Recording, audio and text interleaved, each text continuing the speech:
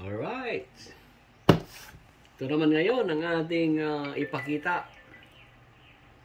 Ang total impact drill 680 watts super select. Ito kanyang model.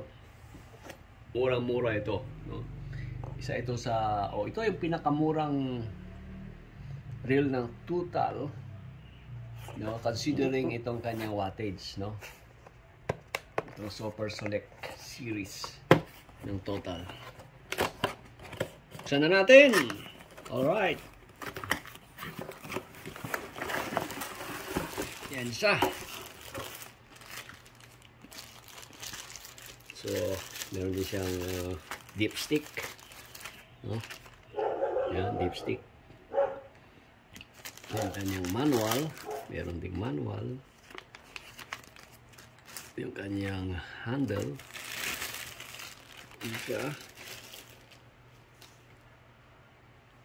So, meron din ito ay impact drill, kaya meron siyang hammering saka drilling function. Ito yung drilling, ito yung hammering function, no?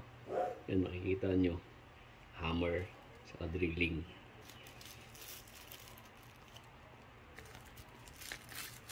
So, ito naman ang kanyang forward and reverse function. At meron siyang spindle lock, no? Yan, o. Saka, ito ay variable speed din. Ito yung speed adjustment niya. Okay? So, isaksak natin para matesting. Ito, dito nilalagay. Handle.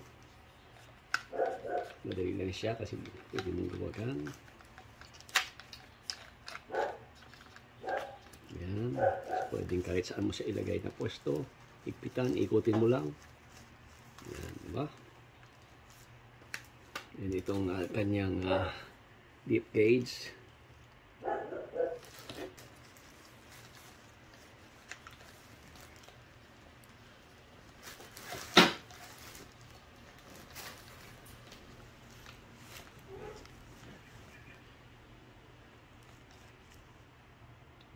Yan.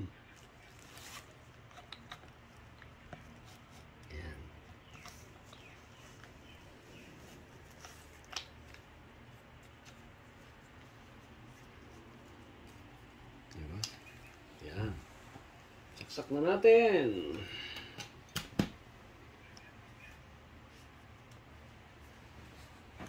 Noon. May hammering function. Ito yung drilling function. So,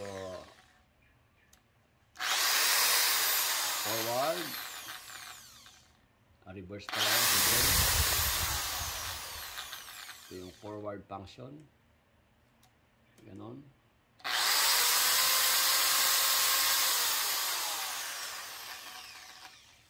Okay. Speed adjustment.